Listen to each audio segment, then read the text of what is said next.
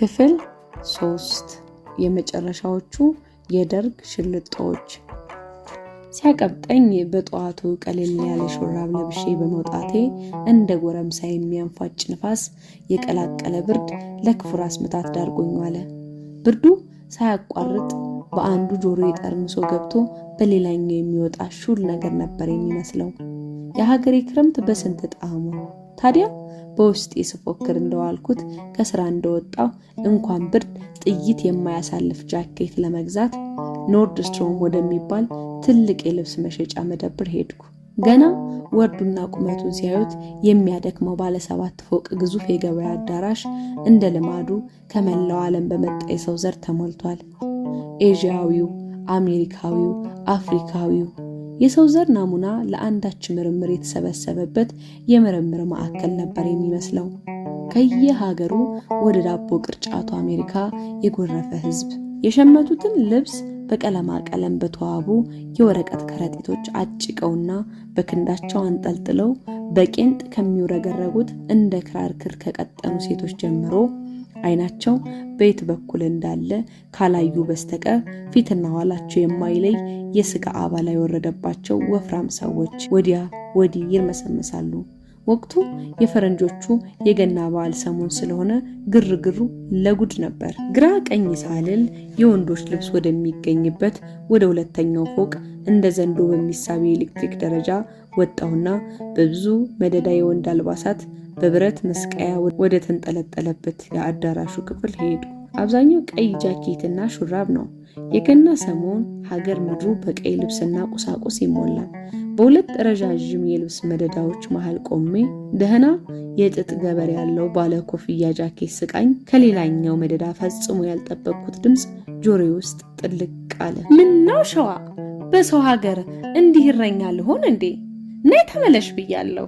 እንኳን ዘመነኛ ቅላጽ ያልተጫነው ጥርት ያለ የሀበሻ እናት ድምፅ በሰው ሀገር እንግሊዘኛ የሚያደነቃቅፈው ወንገር ጋር አማርኛ ሲሰሙ እንኳን የሚያጓጓ ነገር አለ። ሰፍ አልኩ።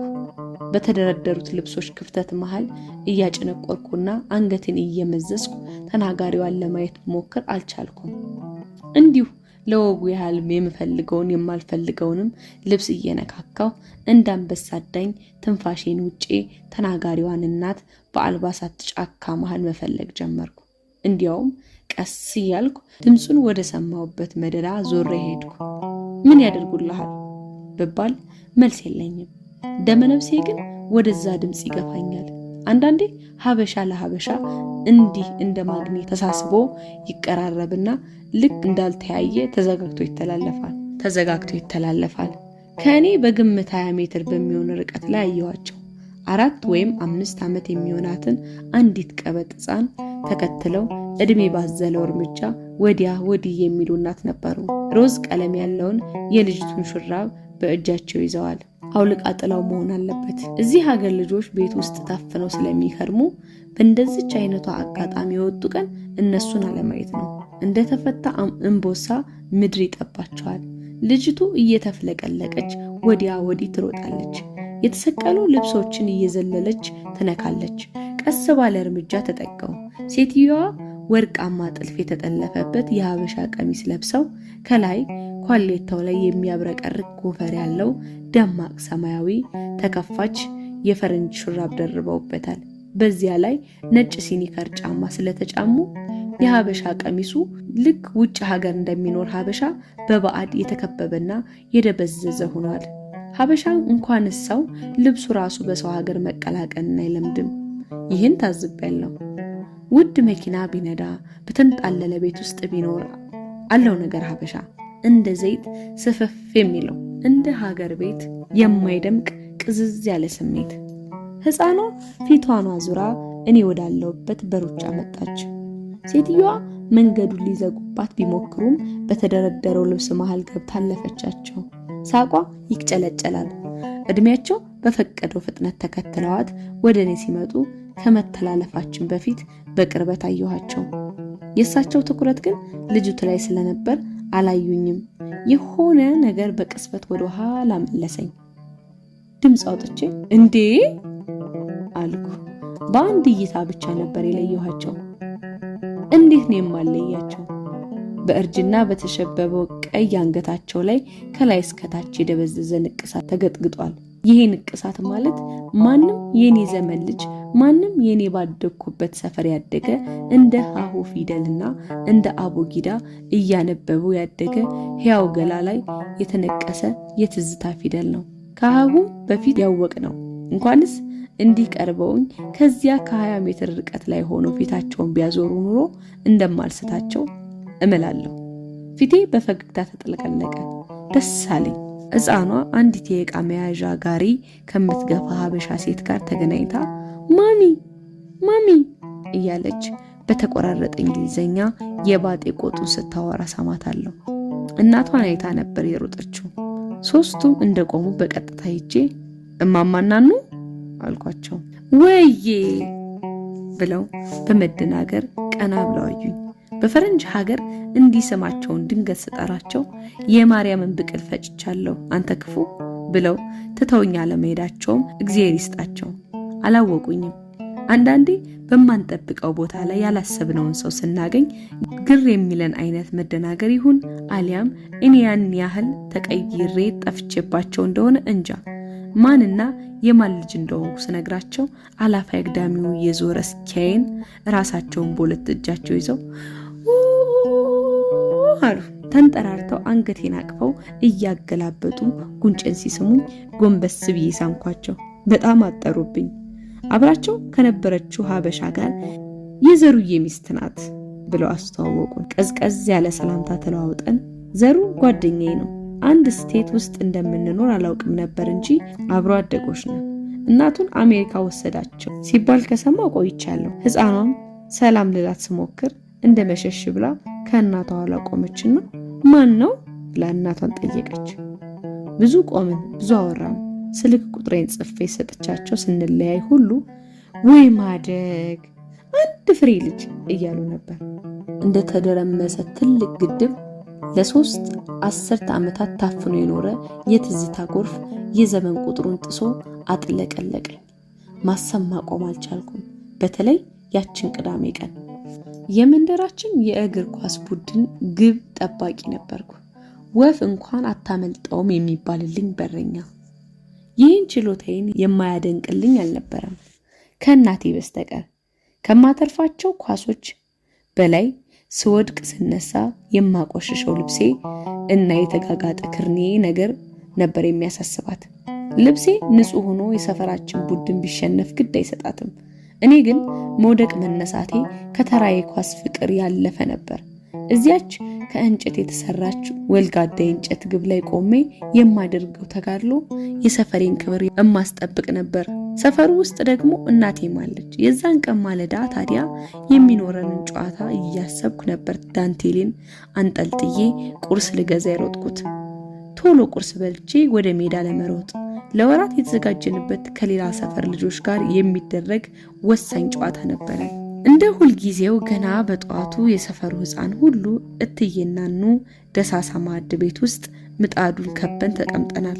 እትዬናኑ እሳት ያልበገረው ቀይ ፊት፣ በተለይም አንገታቸው ከአገጫቸው ስር አንስቶ እስከ ደረታቸው የሚደርስ ንቅሳት የተዋበ የሰፈራችን ታዋቂ ሽልጦ ሻጭ ቆንጆ ሴት ናቸው። የማዕድ ቤቱ ነገር እስካሁን አይኔ ላይ አለ። በቋሚና በአግዳሚ የባህር ዛፍ እንጨት የተሰራ ገና ድሮ ምርጊቱ ረግፎ በምርጊቱ ፋንታ ክፍተቶቹ ጥቅርሻና ሸረሪት ያደራባቸው ዙሪያውን ሁሉ የተሸራረፉ የምጣድ አከምባሎች የተንጠለጠለበት ወደ አንድ በኩል ዘመም ያላሮጌ ማዕድ ቤት። እነዚህ ውሪዎች ዳቦቸውን ሲያዩ ይህ የዘመመ ማዕድ ቤት ወድቆ እንዳይጨርሳቸው ይባል ነበር። ሟርቱ አልያዘም እንጂ መጠናቸው የአዋቂ መዳፍ የማይሞላ ክብና ትኩስ ሽልጦች ከምጣዱ እስኪወጡ ዳንቴላችንን አዘጋጅተን በጭስ እየተጨናበሰን እንጠብቃለን። እንደ እባብ ምላስ መንታ መንታ ሆኖ ከምጣዱ ስር የተመዘዘ የሚመለሰውን የእሳት ወላፈን እየሞቅን የምጣዱን መከፈት በጉጉት እንጠብቃለን። የእሳቱ ወላፈን ብርቱካናማ ሆኖ ጫፉ ላይ ሰማያዊ ቀለም አለው። አንዳንዴ ጠሽ እያለ የሚፈናጠር የእሳት ፍንጣሪ ቢጠብሰንም መልሰን እዚያው ነን። የሚነደው የባህር ዛፍ ፍልጥ ሽታ ትርክክ ከሚል ፍሙ ጋር እስካሁንም ትዝ ይለኛል። አንዳንዴ እንጨቱ አይነድም፣ እየተጓፈጠ ጭሱ ያስለናል።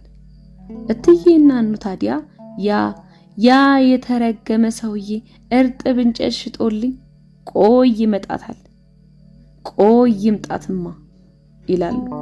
ማንን እንደሆነ እንጃ። እሳቱ አልነድ ሲል ሁል ጊዜ እንዲሁ ይላሉ። አቀማመጣችን ምጣዱን በግማሽ ከበን ነው። ሁል ጊዜ ጠዋት ውጭ ስለሚበርድ የማድ ቤቱ ሙቀት የተለየ ደስታ ይፈጥራል። እትዬና ኑ የዚያ ሁሉ ማቲ አይን በጉጉት የሚጠብቀውን የምጣዱን አከምባሎ ሲከፍቱት ያደረ ባዶ ሆዳችንን የሚያላውስ ትኩስ የስንዴ ሽልጦ ሽታ የተሸከመ እንፋሎት ኩሽናውን ይሞላዋል። ያኔ ሁላችንም ያችን ማድ ቤት በጫጫታ እናደባልቃታለን። እናኑ የኔ ተራ ነው፣ የኔ ተራ ነው፣ የኔ ነው፣ የኔ እያልን ዳንቴላችንን ዘርግተን እንራኮታለን። እትዬ እናኑ ታዲያ በተለመደ የውሸት ቁጣ በቃ አውጡልኝ ይላሉ። ነግቶ እኛን ጥበቃ ከነምጣዳቸው እንዳልተሰየሙ ሁሉ ደሞ ነጋላችሁ፣ እዚህ ሰዓት ላይ ተማግዳችሁ እድሜ ልኬን ዘብጥ እያልታስወረውሩኝ ነው እንዴ? ይቅርብኝ እናንተ ሳንቲም ምን ነው ሸዋ ይላሉ። ጩኸታችን ግን አይቆምም። አንዱ ሌላውን ቀድሞ ከምጣዱ ላይ የሚያወጡትን ትኩስ ሽልጦች ለመውሰድ ግብ ነው። እትዬና ኑ ታዲያ ማን ቀድሞ እንደመጣ መጠንቅቀው ስለሚያውቁ በስም እየጠሩ የምንፈልገውን ያህል ሽልጦ በቀጥታ ከምጣዱ ላይ ያነሱና ዳንቴላችን ላይ ይወረውሩልናል። ተራው የደረሰ እድለኛ የተወረወረለትን ሽልጦ እንደ ጎበዝ ግብ ጠባቂ በዳንቴል ይቀልባል። እትዬና ኑ ማን ምን ያህል ሽልጦ በየቀኑ እንደሚወስድ ከማወቃቸው የተነሳ አንዱ ሕፃን ከወትሮው በዛ ያለ ከወሰደ እንግዳ መጥቷል እንዴ ብለው ይጠይቁታል። ብዙውን ጊዜ የሚጠየቀው ሕፃን መልስ አዎ ነበር የሚሆነው። የደረሰው ሕፃን ትኩስ ሽልጦውን ታቅፎ ብሩን ይከፍልና ወደ ቤቱ ይሮጣል። አሊያም ከጓደኛ ጋር ከመጣና ጓደኛው ካልደረሰው በቀጣዩ ዙር እስኪደርሰው ድረስ ዳቦውን ታቅፎ እሳቱን እየሞቀ እና ወሬውን እየሰለቀ ይጠብቃል። በየቀኑ ለዓመታት ይሄው ነበር የጧት ልማዳችን። በ1983 ዓመተ ምህረት ግንቦት ወር ላይ ከተማችን በጭንቀት ተዋጠች። እነዚያ እዚህና እዚያ የጦርነት ወሬና የስጋት ሹክሹክታ ሆነ። ትልልቅ ሰዎች ሙሉ ቀን ቤተክርስቲያን ሆነ ውሏቸው። እኛንም የልጆች ጸሎት ይደርሳል ጸልዩ ይሉን ነበር። ጉዳዩ ባይገባንም ምህላውና ምንጣፍ ይዞ ቤተክርስቲያን መሄድ ደፋ ቀና ማለታችን አስደሳች ነገር ሆኖልን ከመክረሙ ያለፈ ያኔ የልጅ ልቦናችን የጦርነት አስከፊነት ለመረዳት ገና ነበር። የቤተሰቦቻችንን ጭንቀትና እግዚኦታ ገብቶን ለመካፈል ገና ነበር። ማታ በድብቅ ከቦ የሚያዳምጡት እሽ የሚል ድምጽ የሚበዛበት አስፈሪ የጦርነት ዜና ልጆች ነበርንና ያን ያህል ትኩረታችንን አይስበውም። እንዲያውም ወዲያ አልቆ ዘፈን እስኪተላለፍ እየተቁነጠነጥን እንጠብቅ ነበር። ከመንደራችን ግርጌ ባለው ዋና መንገድ በክፍት ጭነት መኪና ላይ እንደ ንብ ሰፍሮ ከሚተመው ጎመኔ ልብስ የለበሰ ወታደርና ሰንሰለቱን እያንፋጨ ከሚያልፈው ታንክ በላይ በየማለዳው ከጦር ግንባሩ ከሚመጣው ቁስለኛ ወታደርና መርዶ በላይ የጦርነትን አስከፊነት ቅልብጭ አድርጎ ያሳየን የእትዬና ኑ የአንድ ማለዳ ማሳሰቢያ ነበር። አንድ ቀን ማለዳ ላይ እትዬና ኑ እዚያሽ ማድ ቤት ውስጥ በሐዘን ተውጠው ምጣዱን ከበን ለተቀመጥነው የሰፈሩ ማቲዎች ስንዴ ባገሩ ስለጠፋ ከነገ ጀምሮ 10 ሳንቲም የነበረው ሽልጦ ስሙን ይሆናል አሉን። ያኔ ነገር መምረሩን ገባን። የልጅ አእምሯችን የጦርነትን አስከፊነት የተረዳው እንዳትጥሉ ተብለን ከማስጠንቀቂያ ጋር በምትሰጠን 1 ብር በዚያች በር ይመስል እስኪያልበን በመዳፋችን ጨብጠን በምንይዛት 1 ብር ዳንቴል ሙሉ ሽልጦ መግዛት ቀርቶ 4 ዳቦች ብቻ ገዝተን ተመለስን ቀን ነበር። አቤት ቅለቱ! አቤት ብራችን የተቀማን ያህል ይሰማን የነበረው መከፋት! ጦርነት በአንድ ጀንበር 6 ሽልጦ ነጠቀ። የብር 4 ብቻ 6 ሽልጦ የቀማን ማን ነው?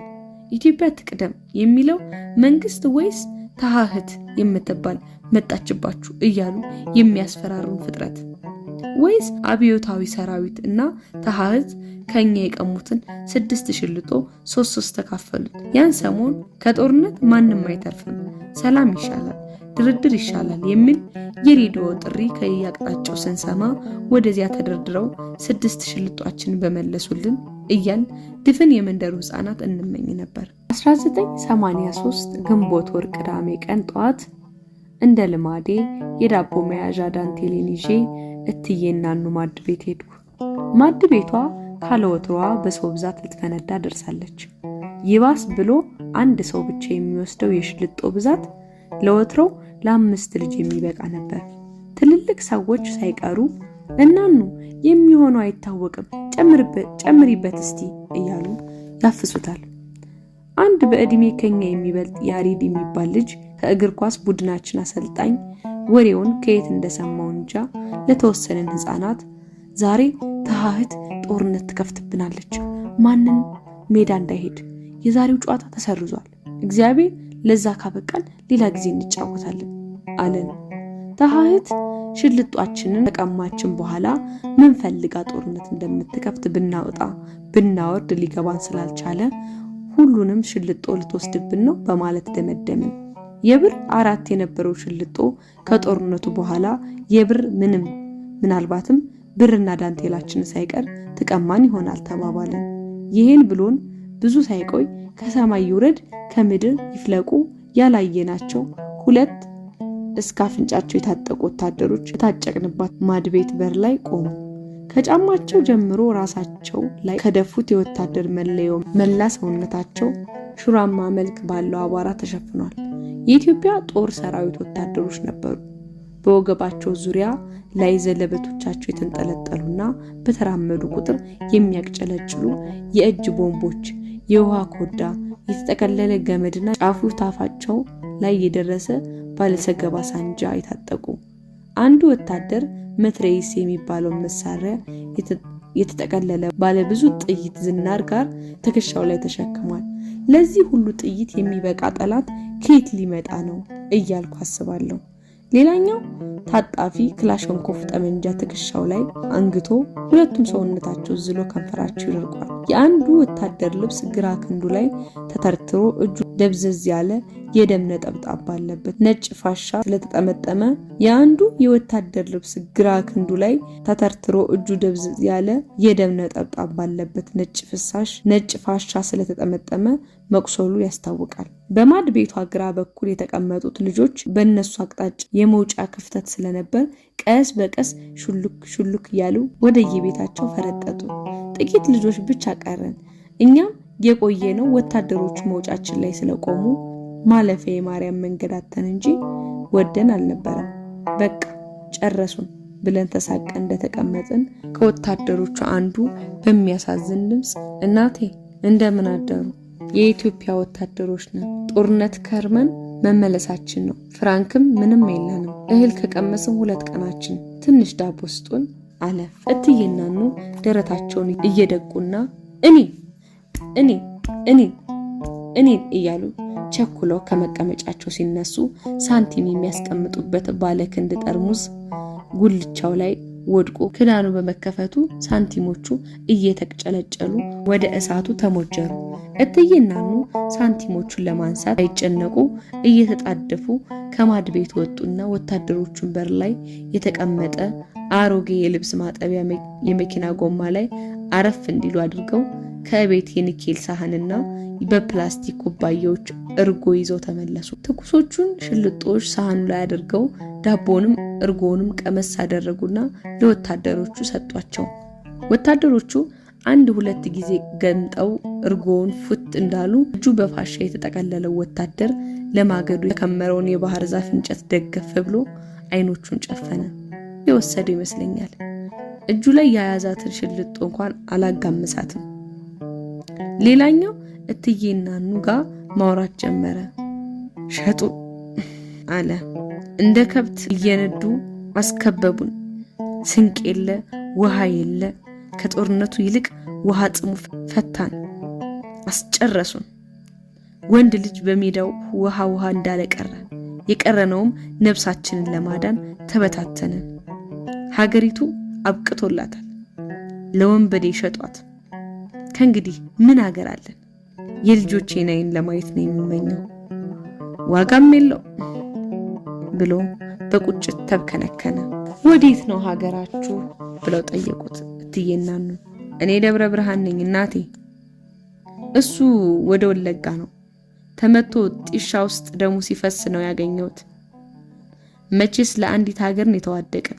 ከደረሰልኝ እስኪያገግም ከኔው ዘንድ ሰንብቶ ሲረጋጋ ወደ ቤተሰቡ ይሄዳል ብዬ ነው። አሁን ታዲያ ይሄን ጉድ ተሸክማችሁ ትችላላችሁ? አውቶቡስ የለ። ባይሆን እደሩና በጧት ሄዱ አሉ እማማ እናኑ። እንጨት አስደግፎ ከጎኑ ወደ አቋመው ጠመንጃ እየጠቆሙ የሌለ ተቀርበዋል። እዚህ ካገኙን ለርሶም ዳፋ እንሆናለን እናቴ። አሁንም ሳናርፍ ለመገስገስ ነበር ሐሳባችን። እኔ እንኳ ከትላንት ጀምሮ በገሰግስ ይሄን ጊዜ ልጆቼን አግኝቼ በሳምኩ ነበር። እሱ ግን ብዙ ደም ፈሶታል። ክንዱን ተመታ። ትቼው አልሄድም ብዬ ነው።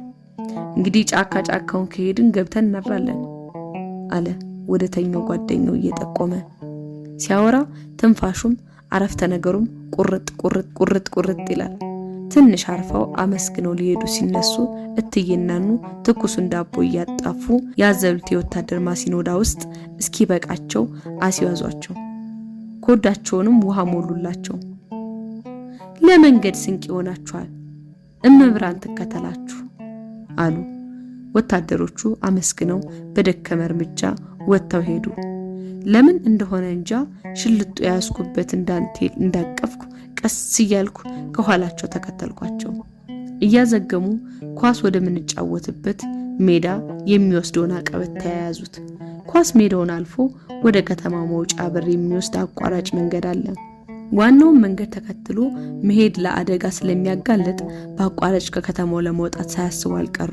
እኔ ሰፈሬ ነው፣ እነሱ መንገዱን እንዴት አወቁት እያልኩ አስባለሁ። ትንሽ እንደተከተልኳቸው ቆምኩና ከእይታዬ እስኪሰወሩ ድረስ በአይኔ ሸኘኋቸው። ወደ ቤቴ ሲሄድ ከተማው ጭር ብሏል። መኪናም ሆነ ሰው አይንቀሳቀስም።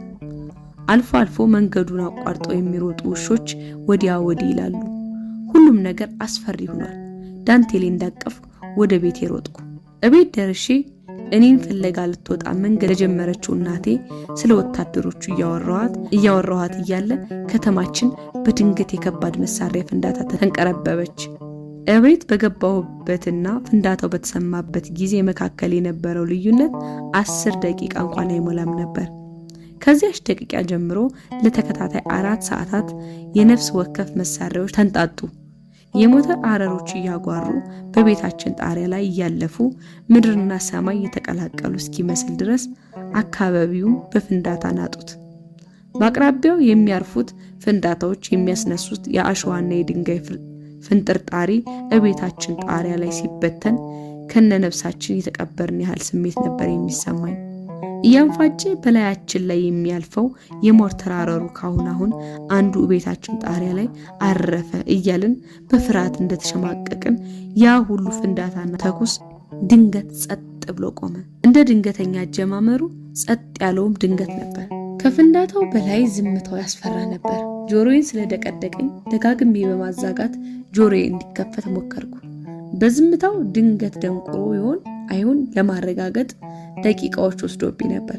እናቴ በሹክሹክታ ስትጠራኝ ነበር አለመደንቆሬን ያረጋገጥኩት። የውጭ ዝምታ የሰው ዘር በሙሉ አልቆ ብቻችንን የቀረን እስኪመስለን ድረስ አስፈሪ ነበር። ወዲያው ግን እየተጫጫሁ የሚያወሩና የሚሮጡ ሰዎች የኮቴ ድምፅ፣ ወታደራዊ የመገናኛ ሬዲዮ፣ የታንክ ሰንሰለቶች ፍጭት የመንደሩን አየር ሞላው። አልፎ አልፎ ከሩቅ ከሚሰማ የከባድ መሳሪያ ድምፅ በቀር ዝምታ ሆነ። ለምን ያህል ጊዜ በዚያ ሁኔታ ውስጥ እንደቆየን እንጃ። መጀመሪያ ሰዎች በራቸውን ከፍተው ሲወጡ ሲጢጢጥ የሚል ድምፅ መስማት ጀመረ። ቀጥሎ በር እየተንኳኳ ተረፋችሁ ወይ እያሉ ሲጠያየቁ በመስማቴ ዘልዬ ወጥቼ ሁሉንም ጎረቤታችንን እያቀፍኩ የመሳም ምኞት አደረብኝ። የጎረቤቶቻችን ድምፅ ስንሰማ ቀስ በቀስ ሁላችንም ወጣን። ለመጀመሪያ ጊዜ ታህት የምትባለውን ፍጥረት በአይናችን አየናት። የሰፈራችን ሰዎች ገንባል ያጠለቁና ጸጉራቸው የተንጨባረረ ባለቁምጣ ተዋጊዎችን እየጨበጡ ሰላም ይሏቸዋል። እንዲያው ወጓ ይቅርብኝ ብዬ ፊት ለፊቴ ክላሽንኮቭ ታጥቃ ለቆመችው ሴት ታጋይ እጄን ዘረጋሁላት። ከእግር እስከ ራሷ በግርም ታየኋት። ቆይቼ ምን እንደምላት እያሰብኩ እንደተፋጠጥን የሰፈሩ ሰው እየተጫጫኸ ወደ ኳስ ሜዳ ሲሮጥ በማየቴ ያችን ሴት ታጋይ ትቻት ሰዎች ወደሚሮጡበት አቅጣጫ አብሬ መሮጥ ጀመርኩ። በኳስ ሜዳችን ላይ በስተደቡብ በኩል ተወላግዶ በተተከለ የእንጨት ጎል ስር ያውም የእኔ ግዛት የነበረ በበረኝነት ስወድቅ ስነሳ የኖርኩበት ድንበሬ ልክ በረኛ የሚቆምበት ቦታ ላይ የሁለት ወታደሮች አስከሬን በደም ተጨማልቆ ወድቋል። አንዱ እግሩን አጠፍ አድርጎና በሆዱ ተደፍቶ ከላይ የለበሰው ቅጠልያ ካኪ ወደ ላይ በመሰብሰቡ ጀርባው በከፊል ተራቅቷል። ሌላው በጀርባው ወድቋል። ፊቱ በጣም በማበጡ አይኖቹ አይታዩም። በፋሻ የተጠቀለለው ክንዱ ደረቱ ላይ አርፏል። ከአንገቱ ስር ጀምሮ በቀጭኑ የወረደው ደም ደርቆ እንደ ረጅም ጥቁር ገመድ አፈሩ ላይ ተዘርግቷል። መሳሪያቸው፣ ትጥቃቸውና የውሃ ኮዳቸውም ጭምር የለም። ጫማዎቻቸውም ወልቀው በሙቀት የተንገረበበ እግራቸው ተራቅቶ ይታያል። በጀርባ ላይ የሚታዘለው ማሲኖዶ ተራግፎ እጎናቸው ወድቋል። እስከዛሬ ድረስ ከምንም በላይ የማይረሱኝ ከተራገፈው ማሲኖዶች ጎን የወደቁት የእትዬናኑ ሁለት ሽልጦች ነበሩ። ያልተነካኩ ሙሉ ሽልጦች፣ የመጨረሻዎቹን የደርግ ሽልጦች እንዲህ ተሰናበትናቸው። ክፍል 3 ተጠናቀቀ።